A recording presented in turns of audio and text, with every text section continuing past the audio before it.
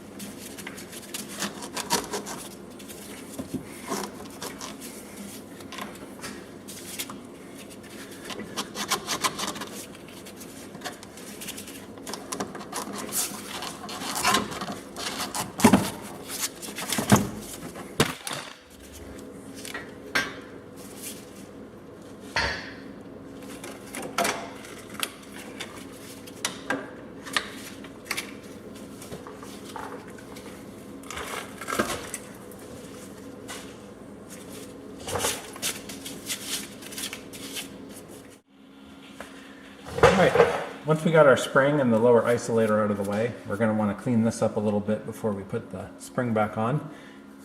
But in the meantime, what we're going to do, our shock's out of the way, we've got this, so we've got plenty of room to get in here to get our upper control arm off. So we have this one side to get, but we also have to remove this cover as the body side mount is actually accessible through here. So the bolt that goes through, so we'll just pop this cover off. Be careful not to damage it. And then if we were to actually look through there, there's the one side of the bolt that goes through our control arm on the frame side or body side. Alright, so we're going to start with our upper control arm, and we're going to put a 15 millimeter on the back side of our upper. It's a little bit hard to get to.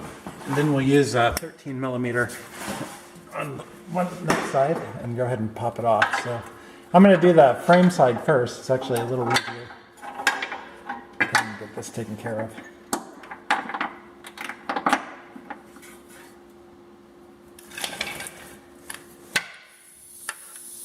Alright, so once we have that in place, we'll go ahead and impact here and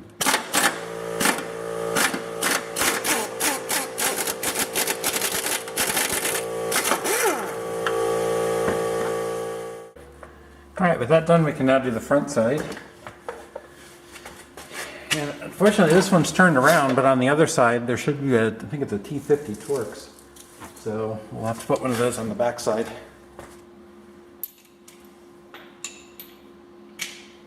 Let's scratch it. I think it's a T55. Make sure we get that right so we don't strip the Torx.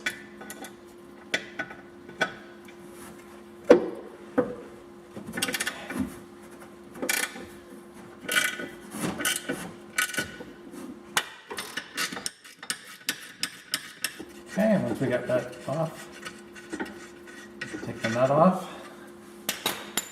and then kind of move your control arm to help push the bolt out.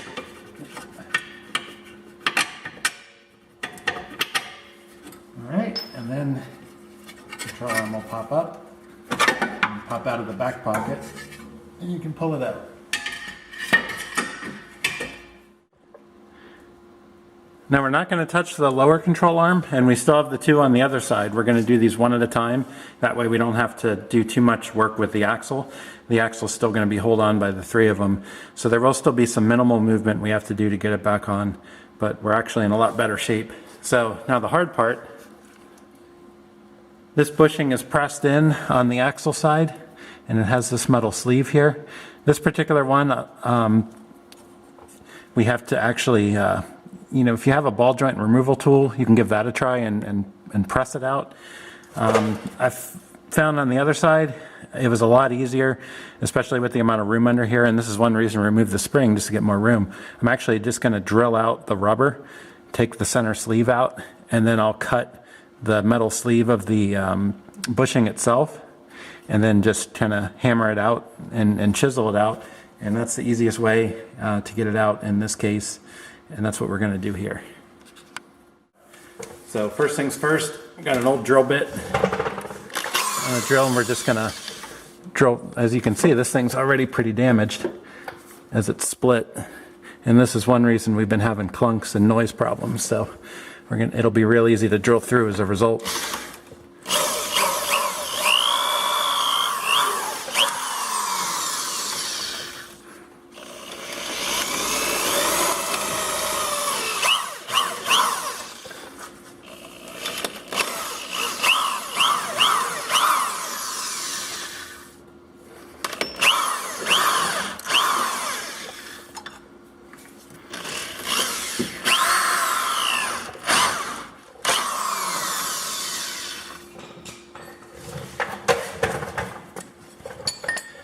We cut the rubber out pretty good. We're going to go ahead and just stick a big punch in here and then go ahead and break out that center piece.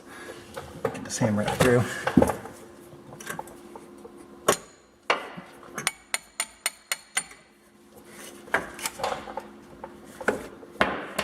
Okay, and here's our center sleeve that we punched out, and now we're good. We can go ahead and, here it is. That rubber was pretty worn down, so at this point we can just come in and start to cut away this metal piece here, and then use a punch and chisel and then just sort of cave it in on itself, and it'll pop right out.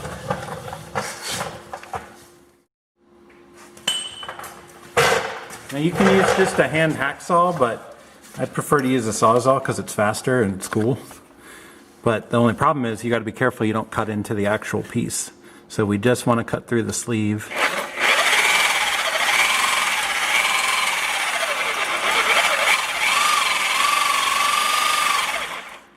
So that's essentially cut through the sleeve. I'm going to do another one really close to it. Again, just going through the sleeve.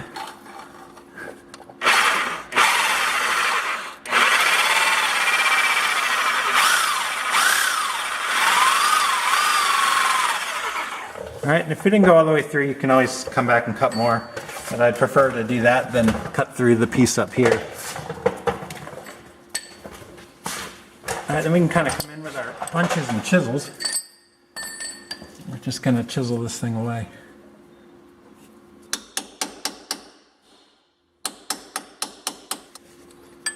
Again, if we didn't cut through all the way, you can grab your sawzall again and cut through a little more.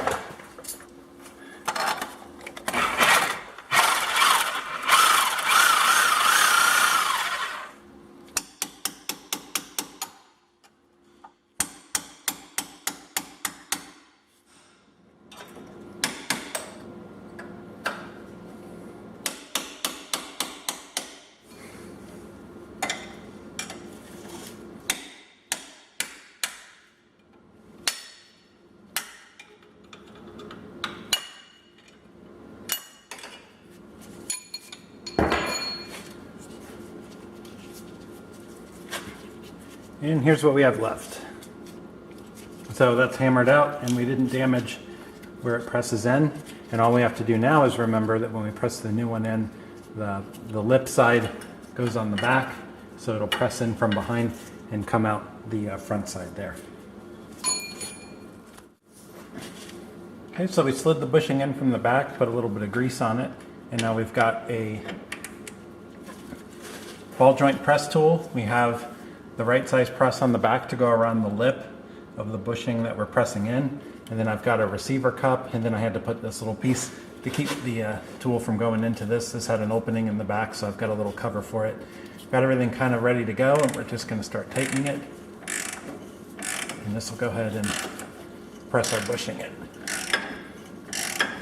Now this particular one on this side should press in all the way. On the driver's side, it only presses in more than halfway, but it doesn't quite go in all the way. As you'll see when you do it, there's a sleeve, and it's normal for it to not do that. So this one should press in all the way. You can go ahead and crank it down.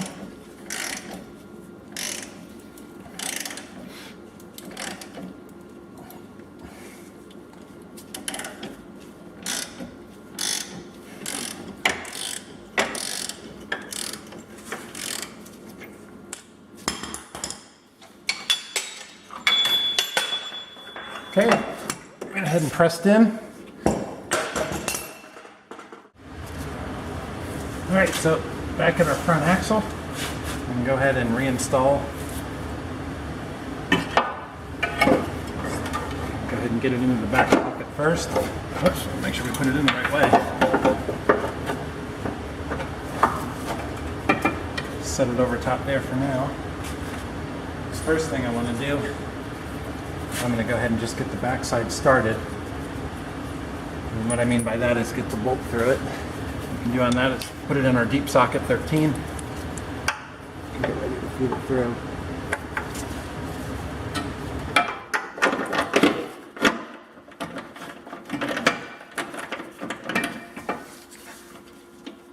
Make sure we get that all through. And we're going to go ahead and leave that now. I'm going to go ahead and put the nut on it, but hand tight. Okay, so the nut's on there just to secure the bolt from sliding out. Because now what we need to do is go ahead and position the front side and get that in before we can do much else. So if we're lucky, it'll line right up and we'll be good to go. But more than likely, it'll need a little persuasion.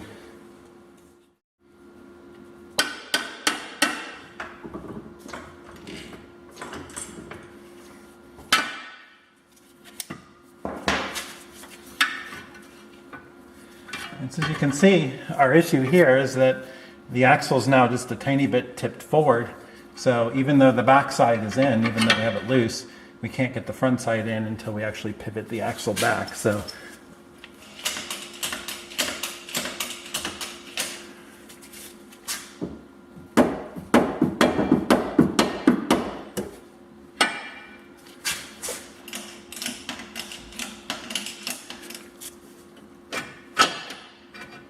we're getting closer.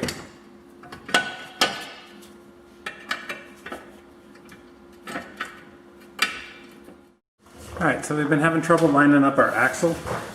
So I've gone ahead and put a ratchet strap on our mount here, and I've gone back to a solid mount in the rear, and then we're going to go ahead and use that to pull the axle back on the top enough to get our bolt started.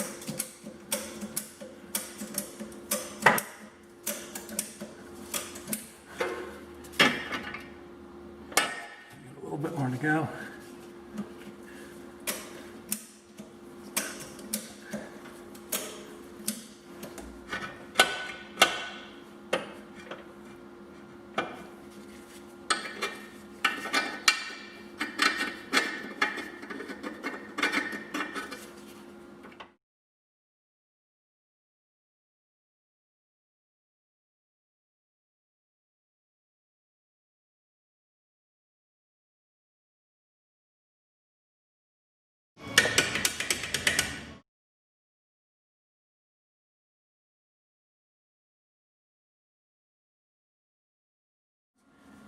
Alright, so we're ready to put our coil spring back in, and as you can see, we've got our upper control arm mounted. So I'm going to go ahead and put the coil spring back in, and then we'll be able to get close to reattaching everything. When we do the lower control arm, that's actually the easier of the two. So very happy we got this pressed in. We finally got it lined up. It was a real pain. I had to use a ratchet strap and a jack to do two things: pull the axle back this way, and also with the arc of the jack kind of pivot it up. And you can tell which way you need to move the axle because when you look through the hole, you're going to see, you know, basically how close you are. And unfortunately, this is kind of the deal where a fraction of an inch is the difference between, you know, getting the bolt through and not getting the bolt through. So luckily, keeping it loose on the other end, we were able to manipulate it around and move it, and it gave us a little extra bit we needed to finally get that bolt through. I've got this now hand tight. Again, we're going to do all the torquing when the thing's on the ground for the control arms. Everything else we'll go ahead and torque on the vehicle. So I'm hoping the spring goes in pretty easy. I've actually done the other side. The other side went in pretty good, and I figured I'd do the other side, listen to the music. You know, I can't record when I got music going, and you know, come over here and just pop the camera on, turn the music off, and be a little quicker since I had already done the other side. I gotta tell you, this side is harder than the other side. This has definitely taken me longer. I did not have to ratchet strap the other side. It went right in. Well, probably because it's got the more of the steering pieces over here. Just doesn't want to drop as far. Now, when you do put the spring back on, you're going to notice there is on the bottom isolator a locator bit in the rubber. So we're going to make sure to line that up.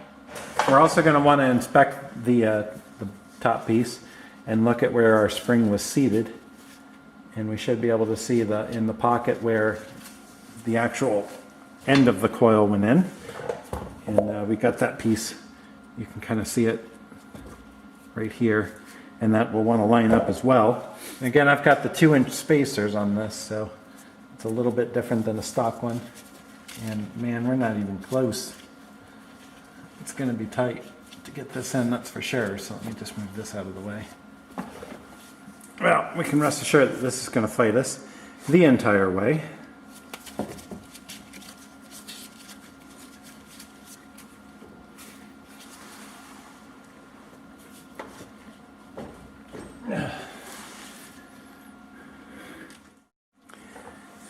Well, so you can see I ended up resorting to the coil spring compressors. I've got a pretty nice set. They actually worked really well. Didn't show compressing them. I don't really want to go into the details of how to do that. All I can say is when you're doing a compressed coil spring, strut work, anything, it's extremely dangerous, and you got to make sure that you have the right tool for it and that you're compressing them properly. But I'm a little bummed out. The other side, once again, did not have to use the spring compressor. I was able to pop the spring out, but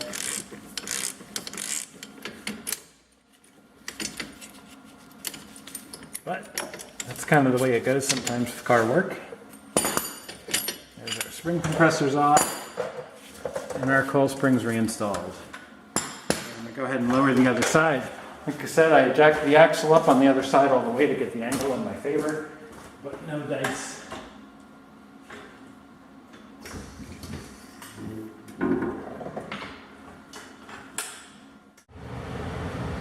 Alright, so fortunately the lower control arm is easier than the upper, so we're going to do that right now. We've got the axle supported by a jack, just lightly, just so that it doesn't move, and hopefully that'll make installation a little easier. We're going to start with the bottom one, 21 millimeter.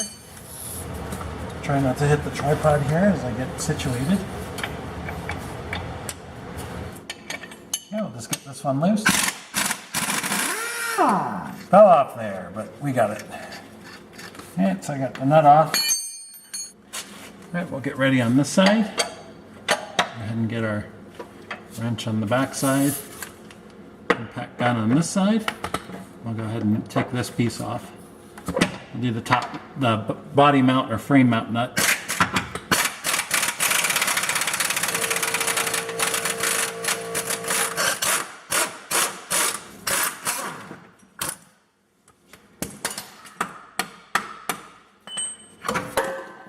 There's our arm.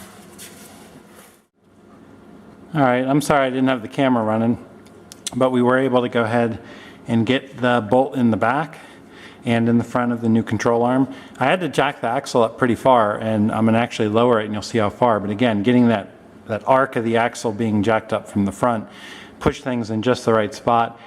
I had to keep going. It was pretty close to the end, but then I was able to get it in. So unfortunately, my trick of holding the jack there didn't quite work out. A lot of that probably has to do with just how bad off the bushings were that I took out. So at this point, I'm just going to go ahead and torque down the sway bar make sure that the shock is reconnected and torqued. And then all 4 of the control arms, both sides are finger tight, and then we can't actually final torque those until we put the wheels back on and drop this on the ground. So I'm just going to go through everything and double check, make sure that it's good to go. And if so, we'll have the tires back on and we'll do our final torque, and that's pretty much it. Alright, now it's probably hard to see, but we're actually underneath the Jeep. The Jeep's on the ground, and we've got to torque down our bolts here on the control arms. So check your service manual and get the specs for that, but this has to be torqued while it's on the ground with the weight of the vehicle on the suspension. This is why, as you can see, we left these finger tight. I've already done the top one. It's a little hard to see. I didn't bring a light under here. I apologize. And the problem is the bottom one. The top one's not that much torque, which is nice, especially if you're still using the original Torx bolt on the front. Those were pretty easy to do. The bottom one's 115 and 120 foot-pounds, depending on what side you're doing, the frame side or the axle side. So that can be a little much because you got to put a wrench on the other end to keep it from spinning. But this is the last one. We're going to torque this up and then we're all good. So remember, to do that, you got to have the vehicle on the ground, suspension loaded, and that's when we're going to do the final torque on these. Okay, we're getting snug up, so we can go ahead and do our torque. Of course, it's a little hard to do with one person.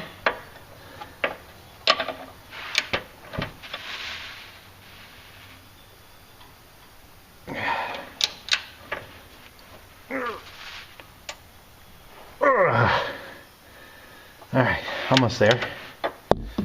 I'm a little worn out after doing the other 3. It's a good workout.